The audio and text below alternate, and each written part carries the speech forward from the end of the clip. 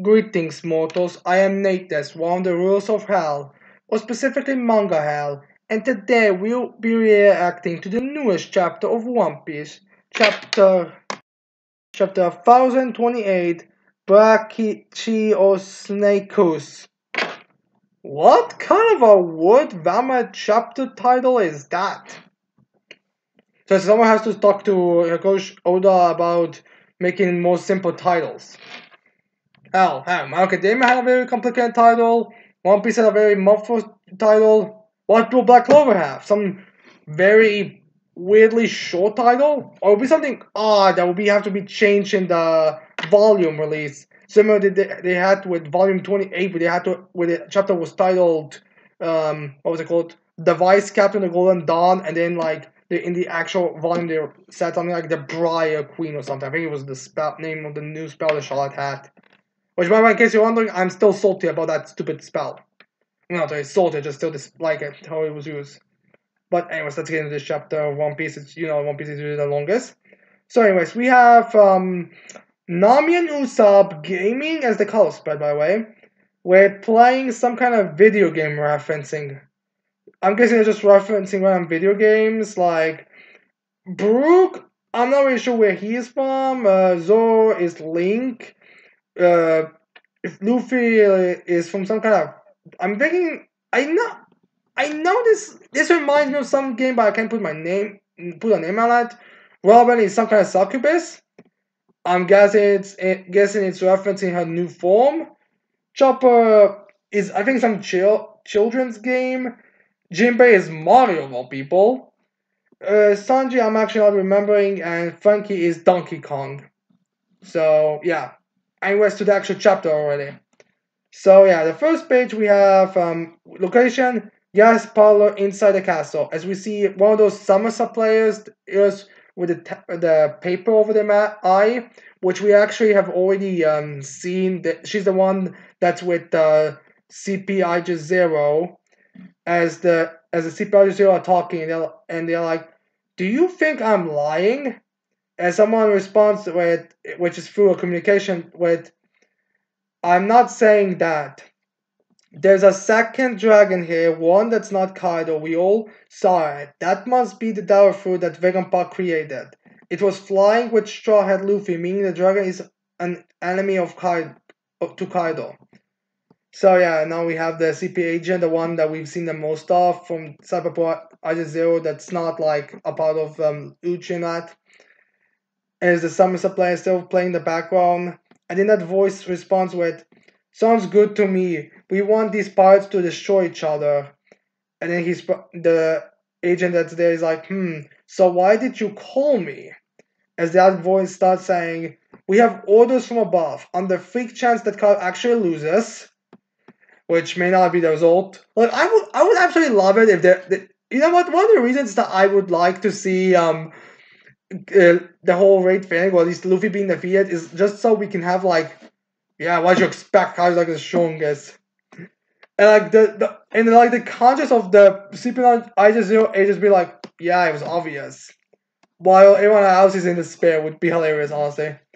And then we see a bunch of marine ships heading to Onigashima as the voice continues with, "The nation of unaffiliated with the world government will be placed under the government's direct control. The ships are heading to one already, so does it seem possible to you?" Now, something I should mention is the fact that the Big Mom pirates, from what we know, are still at the bottom of the waterfall. Like, there's no reference to them being like their ship sinking or something. So we might actually have an off-screen battle between Cyberpole and the Big Mom pirates. I'm not sure how this is gonna go, since I feel like at this moment, I feel like Oda should have Daifuku, Compote, and Smoothie just defeat the Cyberpoles, honestly. So anyways, now we cut back to the room as that government Cyberpole agent starts giving a bit of a rundown situation, which is nice to see how the battle's going. And he's like, in the end, what we do isn't any different from the pirates. It is fascinating battle, I'll admit. And then we see the board, and we have the start of battle: 30,000 versus 8,400. Now 12,000 versus 8,000. Wait, wasn't it like the same update we got last time? And wouldn't the change be a little bit more significant? I guess still not. Although, considering how much of their quality files have already been taken down on the big Kado side, I'm not sure if it really matters anymore. I mean, the Topiopo have been defeated, Jack's been defeated, Perospero's been defeated, most of the numbers have been defeated. Like, the only ones remaining are like, okay, Hawkins, Apu, and I think 4 numbers. Maybe 3. That's basically the end. I guess also Big Mom, but that's, yeah. Again, that's like all they have left. As well as King and Queen, obviously, but, you know, I probably all knew that. So anyways, we have the Cyborg should be like, but I just can't envision Kyle actually beaten. And then we actually find out to who the Cyborg was talking to. As we first see the back of this Cap's head, as we see Kaku and Stussy in the bottom. I was expecting her to be a child because of that Library of Horror fan-made comic. Unfortunately, it's not the case. Which will also be hilarious. Like, I want Susie as a child just because of the hilarity of it. And then we have that guy speaking like, I didn't think so. I'll wait for your report. And there's one more order, as that agent was expecting. As this cap says, about a member of the Straw Hat crew, as we reveal, bring back Nico Robin, as this captain is Rob Lucci. I'm sure the fandom is going crazy. Honestly, I feel like we should have all expected if there's gonna be any Cyberpunk agent, it was gonna be Rob Lucci. Like, unless if you're gonna reveal someone who's in charge of the Cyberpulse, which, judging by this look of it, okay, I'm checking to see. I'm looking at what his rank is, and it just says government, intelligence agency, Cyberpulse, I just 0, Rob Lucci. It doesn't sound like anything special, so. If there is a captain like that, he's still up there, but right now it seems like Rob Lucci at least outranks everyone else. Oh, by the way, we're sleeping. Also, while we are here, I just want to ask, what's gonna happen to that SummerSlam player who's currently there? Like, that SummerSlam player has been giving updates just playing there. Like, is that woman, like, worried that they're gonna kill her? Or is she gonna be, like, taken with them to the government to be, like, their entertainment or something? When I say entertainment, I mean, like, the musician, not, you know, not that dirty stuff that we have on level 5 of Manga Hell. Do not ask me what we do there. Oh, you know, it's not made for kids. Which is what, although consider the fact we are hell, we actually do that for kids. Yeah, we have FBI over us all the time. Don't remind me. So anyways, then we cut to Brooke and Robin as we have we get the communication between Cyber Agents be like, no, I guess Lucci now being like, no matter which way the battle goes, the woman's existence is the key to the forces of piracy. And that is that our guy responsible. Yes, very true. They have some of the Beast Boys be like, it's Nico Robin, capture her, don't kill her. Which is, I think it was actually expressed as an order to not kill Nico Robin, so that's the interest of the Beast Pirates as well. As then we also see that Cyber Agent be like, it will be done. And everyone be like, it's so good to have you around, Brooke. And it was like, yo, careful, or I'll get carried away. So yeah. Now this seems like kind of set up Nico Robin and Brooke versus Cyberpole, which is odd. Like, I'm not saying it doesn't make sense. Well, it kind of doesn't. I mean, I guess Brooke never had his Cyberpole battle. Well, most of the others had it, although maybe Jinbei will also, but I think there's a gap, so I'm not really sure where this is going. Maybe this will like lead to Brooke defeating some of the Cyberpole agents, but the other one capturing her. I'm not sure. Like, I honestly don't feel like again. One thing I absolutely hated when series do is when they'll have a character have this very intense battle, and then that character will the hero will still be able to fight even after they defeat their opponent. Like, the hero villain will be taken down, isn't going to appear again. Like, until they're like in jail cells. Even in jail cells they'll still be knocked out. But the hero is like completely fine, Dorky, and they can pretty much move. Like, I was just happy to see like Brooke carrying Robin, but now she's completely recovered. So I'm asking, why are the Toby Ropo still knocked out? Like, why? I mean, are you seriously telling me that Nico Robin, the captain who doesn't have much defense, I would say, probably like one of the worst, honestly. Outside of, like, say, Nami and those ones. But doesn't have high levels. Was able to not only get knocked out, but completely gain conscious, while the Who's Who wasn't. That just makes no sense to me, honestly. Hell, Who's Who actually had a helmet, so I'm even questioning even more. I mean, Jinbei is a lot stronger than Black Mano, but I still think Who's Who shouldn't have been knocked out. So anyways, then we have some narration be like, Onigashima above Wano. Only 5 minutes left until it reaches the flower capital. And then while we are outside, we have Momonosuke talking to Yamato. He's like, Yamato, I can't make the clouds. This is too cruel. Don't leave me on my own. No, stop this, Momonosuke. Do not whine about it. Which is, I guess, Yamato's response. As Yamato says, you can do it. No, then Momonosuke, no, I can't. But I must. And then we see Momonosuke like making clouds, small like fire smoke clouds around Onigashima, but it doesn't seem to work at all. And then Momonosuke like, I summon 3 flame clouds, and he's like, poof. He's like, I summon the poof. And then Momonosuke like, if I do not do this, countless people will die. As he starts to cry a bit, which remember, Momonosuke may have a grown-up body, but he's still a child, so it makes sense. And then we see him continue speaking, I refuse to let this bomb fall onto the city. As we get to see where exactly the city there are, which is like right away from it. Like, if as soon as the smoke clears, you're gonna see it. You know those like planes that fly overhead sometimes, and you can see if you look at the air when, you know, we were allowed to go outside, and well, you mortals were allowed to go outside, and you know there was a whole sign or whatever. Yeah, now they have that. Speaking like we are not you humans mortals are in complete quarantine, whatever. It's like a demon should care. And then we see the mountain where we see Yamato climbing it in her hybrid form. It's like hoof hoof. And we have a bit of a flashback to Yamato and Momonosuke's conversation. As Yamato's like, listen closely, Momonosuke. I'm going to head back to the Skull Dome right now to keep the damage to the minimum in the case of absolute disaster. And Momonosuke's like, huh? And Yamato's like, the massive armor beneath the Skull Dome contains countless explosives. If I don't do something about them, the worst case scenario could be dozens of times more destructive. So yeah, now we see Yamato jumping onto the mountain as Momonosuke's like, what? Wait, Yamato, are you leaving me here?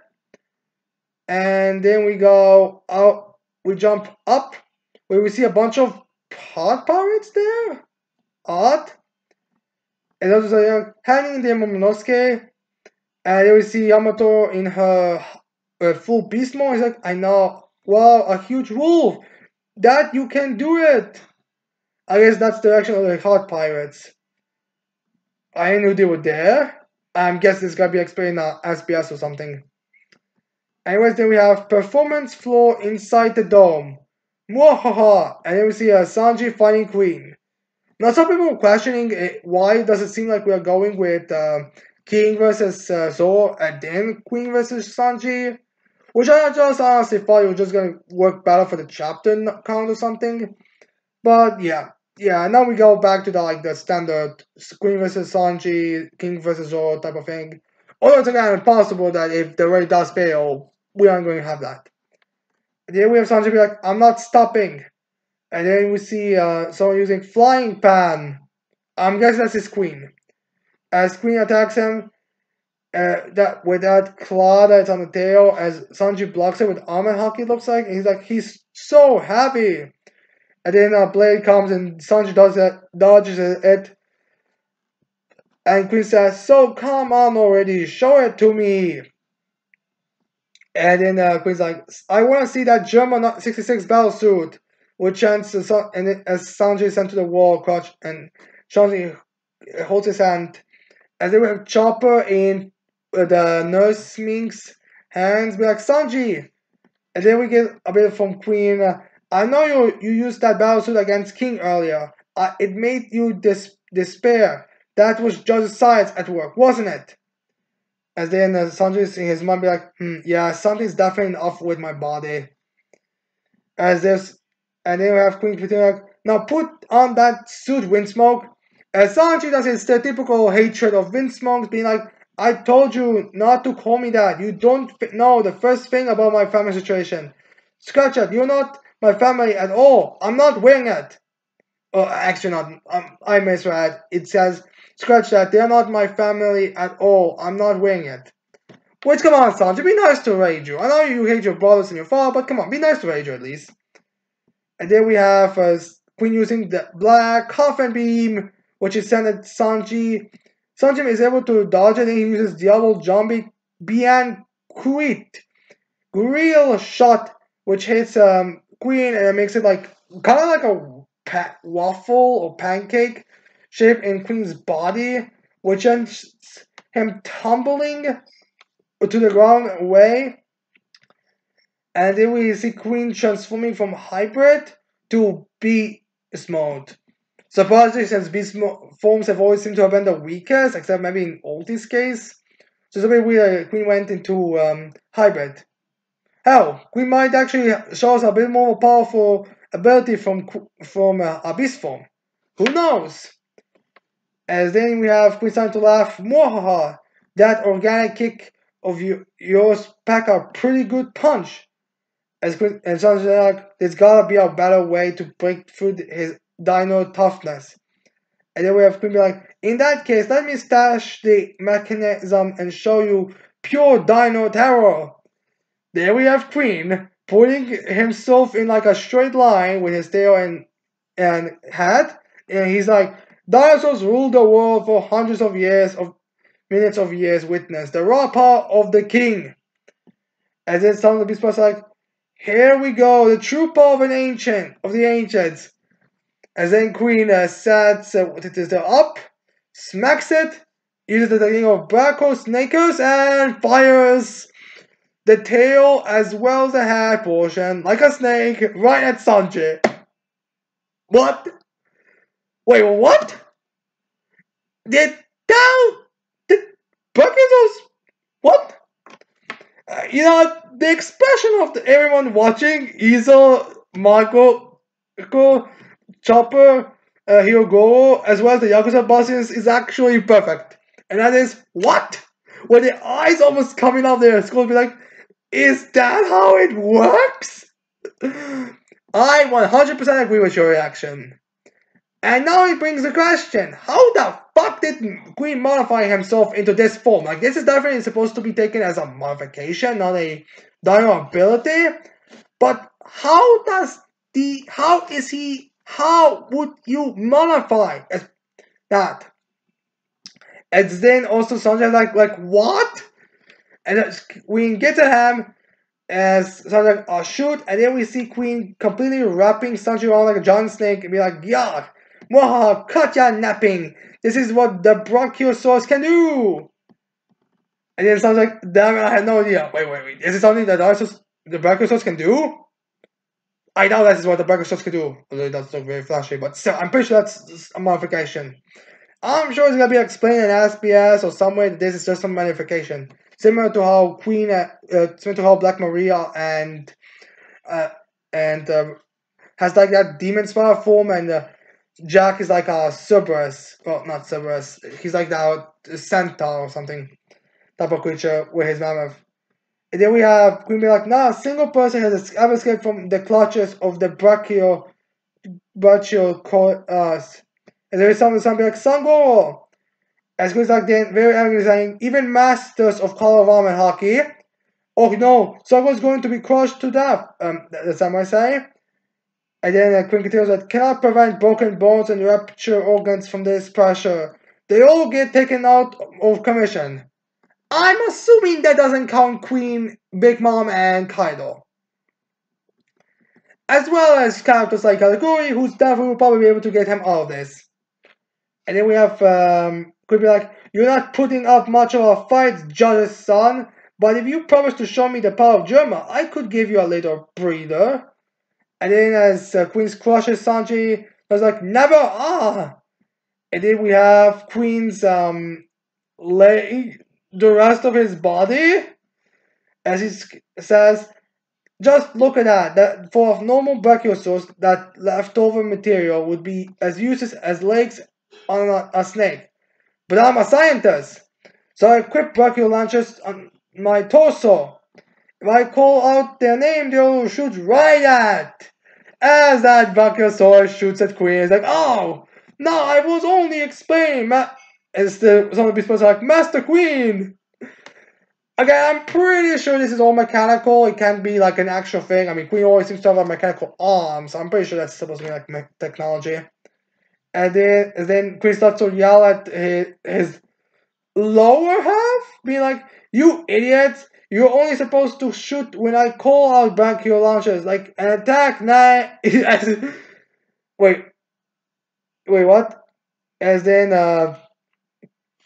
again, again hits it as Queen gets hit, and like again people are like, Master Queen. Wait, did Queen just say "you idiots" referring to that body? I guess someone's inside that body operating it. Why do I feel like it's gotta be revealed that body is actually all robotic or something? I don't know. I mean, the helicopters are very small and the helicopters are very large. I wouldn't be surprised if that happens. How there actually is a very small like that one Udo was actually just a person's head on a dog's head, so I guess it would make sense. And then we see a Queen losing the restraint and falling to the guard as Sanji also falls off, and Queen starts saying, "Stick, my cuckold did the job. You're already dead." And then we have Chopper be like, "Hey, what happened to you, Sanji? Are you alright?" And then we see Sanji standing up, and he seems to be like completely like twisted or broken. He's like, kinda. And there is a previous response, and Sanji's like, "I don't know, it hurts, but I can still move fine." And then Chopper's like, "Sanji, you look so freaky. Did you turn into a zombie?" And you have somebody be like, "All of your bones are broken, Sango." And then we have Sanji respond with, "What's wrong with my body?" And Sanji then thinks of, "Oh no, I have hope I didn't awaken latent powers like this." As then the Queen gets up, getting ready to attack Sanji. He's like, "Stupid brat." And then we have Sanji there, I'm back. There I'm back, which is referring to the whole, the whole bodies that the Wind Smokes have, with even if they are damaged, they can easily get themselves back. And then we have some Chopper being like, "Pay attention, Sanji, behind you!" As Queen's blanket strikes on Sanji and it breaks. As I was like, "Huh? This sucks. I don't want to be a monster like them." As Queen's like, "What?" So I guess this is the chapter "What" faces. Despite the fact that the Queen's eyes didn't come from the glasses. So yeah, I guess the main thing of this chapter we learned in this chapter is 1, Brachiosaurus are probably the weirdest dinosaurs, and 2, the Ring Smoke's family has better skin than there are masters with almond hockey. All hail science over hockey. Anyone? Applause to George's technology. So yeah. This chapter was pretty hilarious in all honesty. Like, Queen's already a pretty funny character, but this was like especially funny, which, if I recall, Sanji's battles are more comedic than most others. But still, like, this was just honestly a complete hilarity fest. I mean, who would have thought this battle would turn into this much of a joke? But seriously, what the fuck is going on with Queen's body at this point? What is even going on? Is it like robotic and a snake or what? I don't know, honestly, at this point. I'm just waiting for the explanation from Oda. But yeah, anyways, I hope you liked this video. I hope you leave a like, subscribe to the channel for more videos in the future. Tell me in the comments below what do you think of this chapter, if you think it was absolutely hilarious as I do. And with that said, I cannot wait to see all of you mortals next time. Goodbye.